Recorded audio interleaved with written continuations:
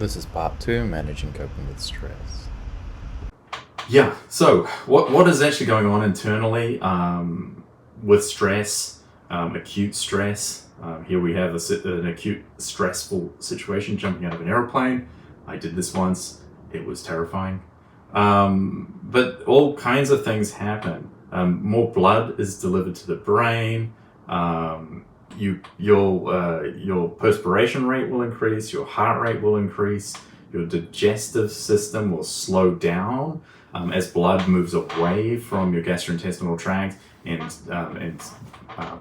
to your muscles to provide you with with oxygen delivery, muscle strength. You hear incredible stories of people in frightening situations doing things like lifting cars. It actually happens. It's because your brain can massively override your system in a case of acute stress. Your pupils will dilate, let more light in so you can see better. Your rate of salivation decreases. Again, that's just shutting down your GI tract.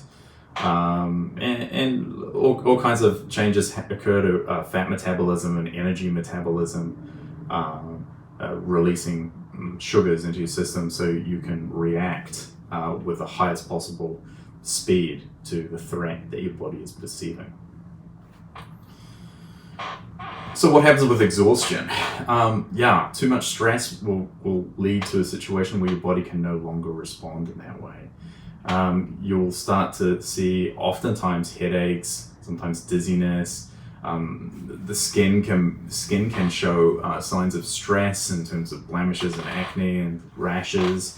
Oftentimes there's jaw pain from grinding teeth, sleep difficulties, backaches, tightness in the chest or hyperventilation, stomach hurts because your digestive system has shut down for too long. And there can be problems with diarrhea and urination, and sometimes people will also get cold, clammy, sweaty, trembling hands. So these are all symptoms that stress is overwhelming. Alongside of that, usually your immune system will become run down, and it's likely you may become ill much more frequently than one would expect.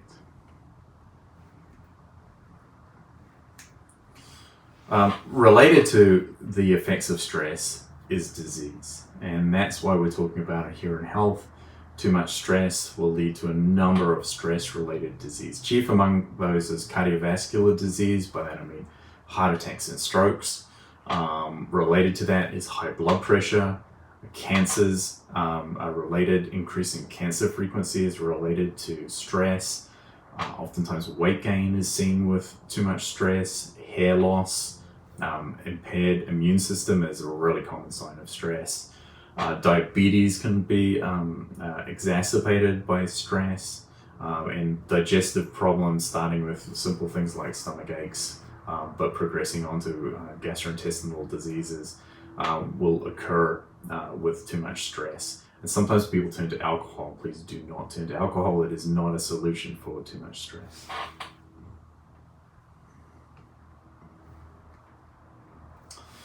Intellectually, stress is the number one impediment to academic achievement. Managing your stress is one of the most important things you can do to improving your academic performance. So acute stress, short-term stress, will impair memory function. Long-term stress linked to hormone release like cortisol can actually damage and shrink parts of your brain. Nearly half of all college students feel that they are overwhelmed with stress. This is a really important problem for college students, and one that requires your immediate attention. Stress, is one of the single greatest contributors to mental disability and emotional dysfunction. Particularly psychological disorders like anxiety or depression come from too much stress. Studies have shown that environmental stresses are key factors in depression rates. And college students do have high incidence of suicide rates. If you know of somebody that is expressing ideologies or self-harm, or you yourself have thoughts of self-harm, please get help immediately. We need all of you in our society, and we need you through your entire life. You are important to us, so stay with us. That's the number one thing I hope you will take from this series of health lectures, is that you're important to us. Society needs you. Stay with us. Get help. So, what are some strategies for managing stress in college? It starts with simply thinking about, writing down the things that stress you. What are the things that are causing you daily stress? Can you reduce those? Can you minimize those? Invest time in your social support networks. Invest time in your family, and invest time in your friends. Appreciate them. Laugh. Cry. It's okay. I cry. Exercise regularly. Super important. Exercising regularly helps place things in perspective, gives you that outdoor space, gives you that clean, safe environment to express some of those stress hormones. Talk positively about yourself. Improve your self-esteem and your self-efficacy. Think positive thoughts about yourself. Tell yourself, look in the mirror, tell yourself you're looking good. You are. Tell yourself you can do this. Tell yourself you can finish this project. Tell yourself you'll do well in my course. You will. Cultivate your spiritual side. Take a look, 1,000 days ahead. What is it I want to do? Where do I want to be? Take small steps every day. One small step towards that goal. The thing that is scratching at the back of your mind, the thing that you really want to be, the thing that you really want to do. Go after it, little by little, and you'll get there. Hang out with supportive people, positive people. When you get angry, and we all get angry, I get angry. It says here, fight the anger urge. No, I disagree. Find safe places to express your anger. It's okay to be angry, but express yourself safely on your own in a quiet space or with good friends, and make sure that both you're safe and those around you are safe when you express your anger. Don't express anger in a situation that's dangerous either to you or to somebody else. Just make sure you're safe when you do that.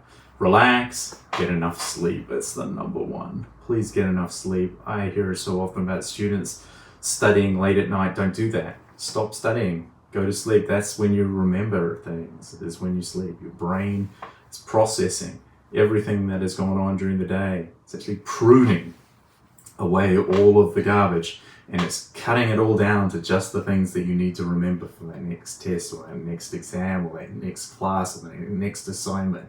That happens only when you're asleep. You've got to sleep. And finally, this is really important because I teach nutrition, is eat well, eat healthily.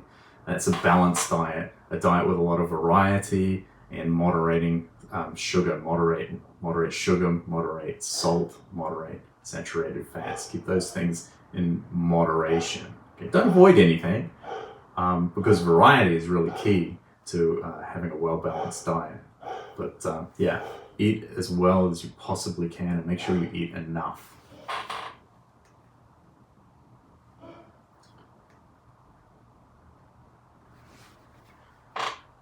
Okay, so let's recap here. Managing fears and anxieties.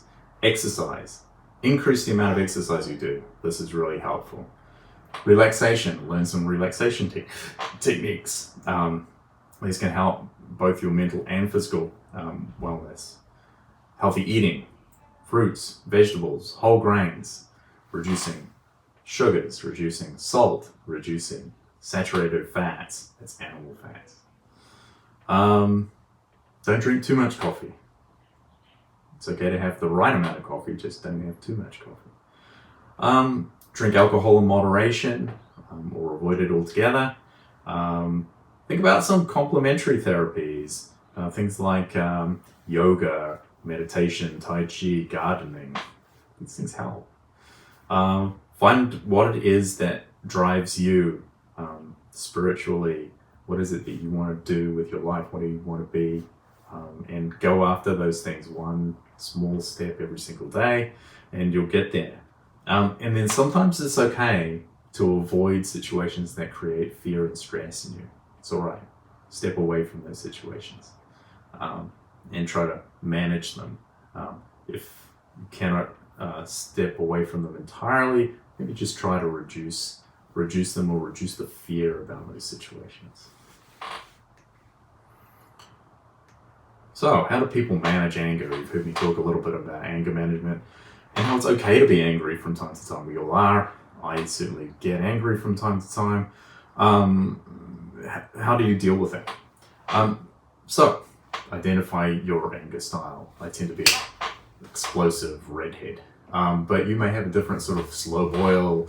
You might like to yell, express yourself. You might get quiet. I don't know what it is that's your anger style, but try to identify what it is. Recognize patterns that cause you to become angry, and try to de-escalate those situations. Is it road rage? Is it something somebody says? Try to de-escalate those ahead of time. Find the right words to de-escalate a conflict. You know, if someone cuts me off on the road, I'm like, have a nice day. De-escalate. 3 deep breaths. Have a nice day. I'm sure they're in a hurry. Plan ahead. Vent to your friends in a safe environment. Have realistic expectations of yourself and of others.